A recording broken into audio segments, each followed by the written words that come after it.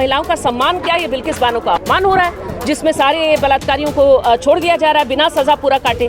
तो इसका जवाब सीधा प्रधानमंत्री दें। हम और किसी से कुछ नहीं सुनना चाहते, सीधा प्रधानमंत्री से सुनना चाहते हैं। भाई हम शर्मिंदा हैं कि हमारे देश में ऐसा हुआ है। छोटा क्राइम नहीं है ये, 2 of the most heinous crimes. इसका जवाब जो है वो सीधा प्रधानमंत्री नहीं देंगे तो कौन देंगे? प्रधानमंत्री दें, अमित शाह दें जो होम मिनिस्टर हैं। ये देश की महिलाओं का सम्मान नहीं है? बिल्किस बानो के साथ जो उनकी बलात्कारियों को जल्दी छोड़ दिया जा रहा है, ये क्या सम्मान है? तो क्या ये सरकार सामने से हम लोग को बताएगी कि कौन से रेमिशन पॉलिसी और किस पॉलिसी और किस स्टेप्स के आधार पे इन 11 लोगों को छोड़ा गया?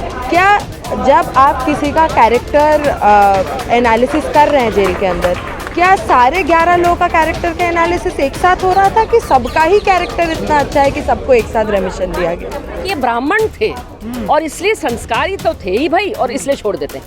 भाई अगर आप दोषी पाए गए तब ब्राह्मण होने के नाते आपको छोड़ दिया जाएगा, सजा नहीं काटनी पड़ेगी? ये क्या देश बन रहा है? ये बिल्किस बानो को एक महिला की तरह नहीं, एक मुसलमान की तरह देखा जा रहा है, और आज हमारे देश में मुसलमानों के लिए कोई हक नहीं है। अगर हम लोग याद कर ले, इसी दिल्ली में निर्भया का जब रेप होता है, पूरा देश जो है सड़कों पे उतरता है, पूरा देश गुस्से में आ जाता है, और वही गुस्सा आज पूरे देश में मिसिंग है। क्योंकि बिल्किस बानो उनके लिए वो महिला नहीं है, बिल्किस बानो उनके लिए वो रिप्रेजेंट ही नहीं कर रही कि किस तरीके से हमारी देश की बेटी के ऊपर अत्याचार किया गया, क्योंकि वो उनका हिंदू राष्ट्र का एक जीता जागता प्राइज़ है। ये अच्छे दिन हैं, क्या यही अच्छे दिन लाना चाहते थे नरेंद्र मोदी? और खास करके अल्पसंख्यक महिलाओं को मैसेज दे रहा है कि आप न्याय की उम्मीद मत करिए, राजनीति पहले है और आपकी न्याय की उम्मीद बाद में है। और ये मैसेज दे रहा है ऐसे लोगों को जैसे ये यति नरसिंहानंद जैसे लोगों को, जो आए दिन बलात्कार और हत्या, मुसलमानों के बलात्कार हत्या का कॉल देते रहते हैं। उनको मैसेज जा रहा है कि आप जो करना है करिए, आपको हम लोग रिहा विहा कर लेंगे, आपको सजा नहीं काटनी पड़ेगी। जैसे आप तमाम महिला यहाँ पर प्रोटेस्ट में आई हुई हैं, हाँ, बिल्किस बानो के समर्थन में, हाँ, लेकिन जो वहाँ महिला है वो टीका लगा रही हैं, वो वीएचपी की महिलाएं हैं, वो सारी गुजरात की महिलाएं नहीं हैं। नहीं है महिला तो क्या करें भाई? मैंने तो बताया कि माया कोडनानी भी महिला थी, उन्होंने भी जो है हत्या बलात्कार करवाया, ठीक है। तो बात वो नहीं है ना, राजनीति पे देखिए ना भाई, महिलाएं भी राजनीति करती हैं, लेकिन सवाल दूसरा है। सवाल ये है कि भाई ये प्रधानमंत्री जो 15 इधर उधर सवाल आप लोग घुमा दे रहे हैं, क्योंकि देखिए लोग आजकल सवाल सीधा करने से बड़ा घबराते हैं, वो कहीं भी सवाल कर दे रहे हैं, महिलाओं पे सवाल कर रहे हैं, वकीलों पे सवाल कर रहे हैं। क्यों? आप सीधा सवाल प्रधानमंत्री से करिए कि आपके राज में जब आप चीफ मिनिस्टर थे, इस महिला का बलात्कार हुआ, बलात्कारियों को सजा हुई, और प्रधानमंत्री 15 अगस्त को बोले कि भाई महिलाओं का सम्मान होना चाहिए, और उसी दिन उसी 15 अगस्त को महिलाओं का सम्मान क्या, ये बिल्किस बानो का अपमान हो रहा है, जिसमें सारे बलात्कारियों को छोड़ दिया जा रहा है बिना सजा पूरा काटे। तो इसका जवाब सीधा प्रधानमंत्री दें। हम और किसी से कुछ नहीं सुनना चाहते, सीधा प्रधानमंत्री से सुनना चाहते हैं कि जिस महिलाओं के सम्मान का बात आज है, हाँ, तो बिल्कुल उनको बोलना चाहिए, बिल्कुल उनको कहना चाहिए, बिल्कुल उनको। भाई हम शर्मिंदा हैं कि हमारे देश में ऐसा हुआ है, और हम सीधा प्रधानमंत्री से चाहते हैं कि वो अपना मुंह खोलें, क्योंकि सवाल ये उनके दरवाजे तक जाता है। दूसरी बात यह है कि इसमें जो रिहा करने का प्रोविज़न है, खुद आपकी सरकार ने, यूनियन होम मिनिस्ट्री ने कहा है कि बलात्कारियों को इस तरह से जल्दी रिहाई नहीं होगी उनकी, तो इनको क्यों रिहा किया गया भाई? इसका जवाब जो है वो सीधा प्रधानमंत्री नहीं देंगे तो कौन देंगे? प्रधानमंत्री दें, अमित शाह दें जो होम मिनिस्टर हैं। तो इन लोगों से सवाल बनता है, सवाल को इधर उधर हम ना घुमाएं, सीधा वहीं पर सवाल करें। लेकिन प्रधानमंत्री पर्सनली तौर पर लाल किले से कहते हैं, हाँ, तो महिलाओं का सम्मान करना चाहिए। आप कह रहे हैं प्रधानमंत्री से सवाल, लेकिन प्रधानमंत्री सीधे तो अपने आप को जिम्मेदार नहीं मानते ना। नहीं, जिम्मेदार मानते नहीं मानते हम कैसे जानेंगे? वो मुंह खोलें पहले, क्यों चुप हैं ये बताएं। अगर नरेंद्र मोदी, अगर ये कोई दूसरी सरकार होती, बीजेपी की सरकार ना होती, कांग्रेस की कोई सरकार होती, आम आदमी पार्टी की सरकार होती, जितने इतने जघन्य मामले में, बलात्कार के मामले में, बलात्कार हत्या के मामले में छोड़ दिया होता लोगों को जल्दी, तो ये क्या चुप रहते? तो इनकी आज बोलती क्यों बंद है? क्योंकि उनके साथ के लोग, उनके अपने संगठन के लोग जो है माला पहना रहे हैं, उनके समर्थक लोग जो उनके लिए कल वोट मांगने जाएंगे वो माला पहना रहे हैं। तो भाई इनकी बोलती खुले। उन्होंने सम्मान की बात जिस दिन की, सीधा वो जवाब दें कि ये क्या सम्मान है?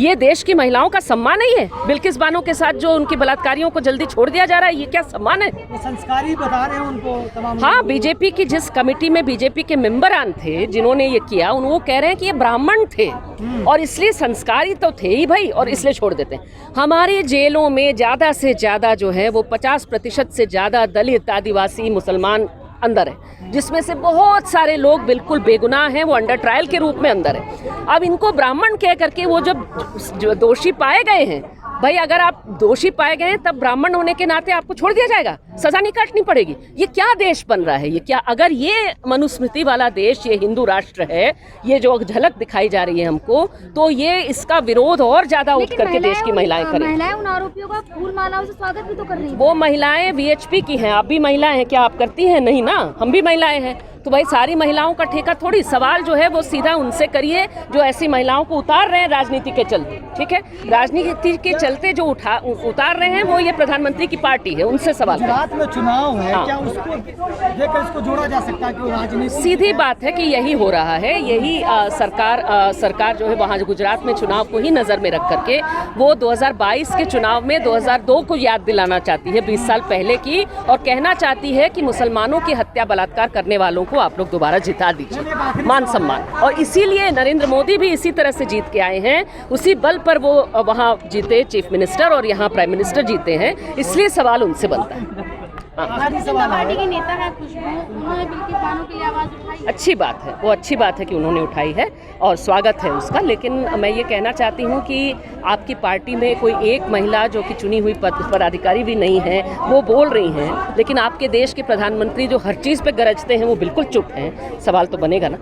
आशाराम को छोड़ने की जैसे आप मांग उठने लगेगी, चिन्मयानंद को छोड़ने की मांग, क्योंकि वो कह रहे हैं कि ये लोग बहुत संस्कारी है और बहुत जो है इन लोगों का जो व्यवहार है बहुत अच्छा रहा है। भाई बलात्कार करना संस्कारी होना है क्या? छोटी बच्ची का बलात्कार करना, भाई आसाराम ने तो बच्ची का बलात्कार किया, तो बच्ची का बलात्कार करना संस्कारी है, ये तो हम पहली बार सुन रहे हैं। तो अगर ऐसी बातें हो रही हैं तो ये और शर्मिंदगी की बात है, और इसमें सरकार पर दबाव बनाने की ज़रूरत है कि ये भारत के मान सम्मान का सवाल है, भारत में न्याय के सम्मान का सवाल है, महिलाओं के अधिकारों का सवाल है। और ये अगर 21वीं सदी में ये हमारे भारत का हश्र है, ये अच्छे दिन हैं। क्या यही अच्छे दिन लाना चाहते थे नरेंद्र मोदी? सबका साथ सबका विकास। वहीं बिल्किस बानो मैडम अपनी सुरक्षा को लेकर अपना गांव भी छोड़ चुकी है और बहुत सारे लोग जो उनसे सारे मुस्लिम छोड़े हैं। बिल्कुल, इसे कैसे देखती हैं? बिल्कुल, ये तो देखिए, ये तो जानबूझ करके, देखिए मुसलमानों को ये सब में मानते नहीं, तो बीजेपी जो है मुसलमानों को डराने की ही राजनीति करती है और यही करके वो गुजरात के हिंदुओं से वोट मांगे।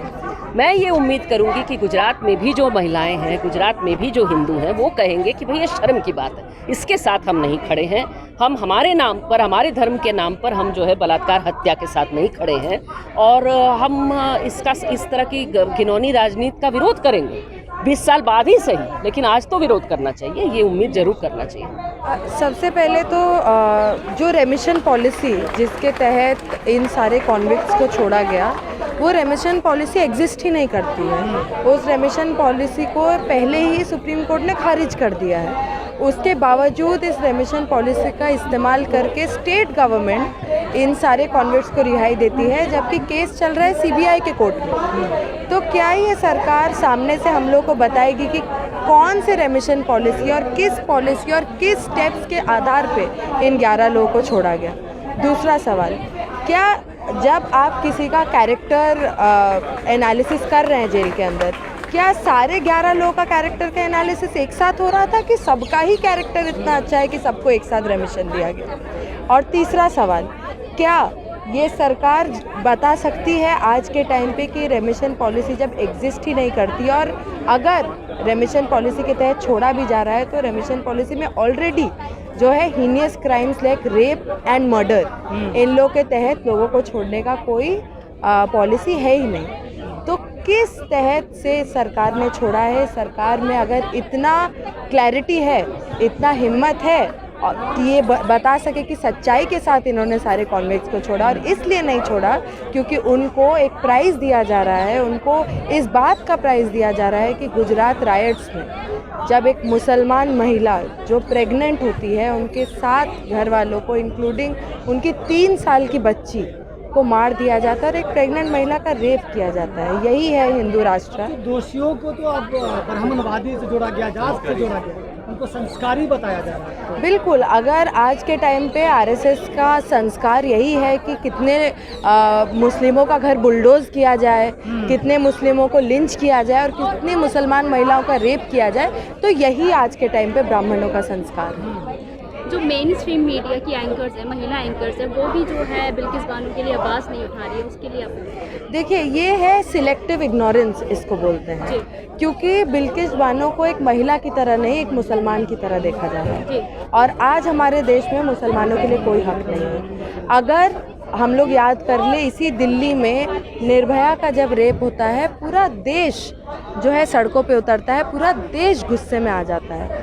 और वही गुस्सा आज पूरे देश में मिसिंग है, क्योंकि बिल्किस बानो उनके लिए वो महिला नहीं है। बिल्किस बानो उनके लिए वो रिप्रेजेंट ही नहीं कर रही कि किस तरीके से हमारी देश की बेटी के ऊपर अत्याचार किया गया, क्योंकि वो उनका हिंदू राष्ट्र का एक जीता जागता प्राइज़ है जो ब्राह्मणों ने किया गुजरात में। कहीं ना कहीं मुस्लिम पक्ष भी जो है बिल्किस बानो के लिए आवाज़ उठाने से पीछे हट रहा है। बिल्कुल ऐसा नहीं है। आज का प्रोटेस्ट अपने आप में ये एक वो है कि हाँ, इस देश में शायद ये सिलेक्टिव इग्नोरेंस कंटिन्यू करेगा, लेकिन हम जो ये तमाम लोग हैं जो सच्चाई के साथ खड़े हैं, जो देख रहे हैं क्या हो रहा है, हम बार बार सड़कों पर उतरेंगे और इसी बात को और तेज़ से बोलेंगे। मैम, गुजरात में चुनाव है, क्या उससे पहले इसको जोड़ के देखा जा सकता है? क्योंकि चुनाव से पहले ऐसे लोगों की रिहाई और खासकर जो भाजपा समर्थक, तो कैसे देखते हैं? जी बिल्कुल, चुनाव से क्यों नहीं जोड़ के देखेंगे। एकदम गुजरात में अगर बीजेपी ब्राह्मणों को, अपर कास्ट हिंदुओं को अगर अपीज़ करने की कोशिश कर रही है, इसी वजह से शायद वो जब जेल से निकले उनको मिठाइयाँ खिलाई गई, उनके गले में हार डाले गए, जबकि वो जेल में इसलिए थे क्योंकि उन्होंने इतने सारे लोगों का मर्डर किया, उन्होंने एक प्रेग्नेंट महिला का रेप किया।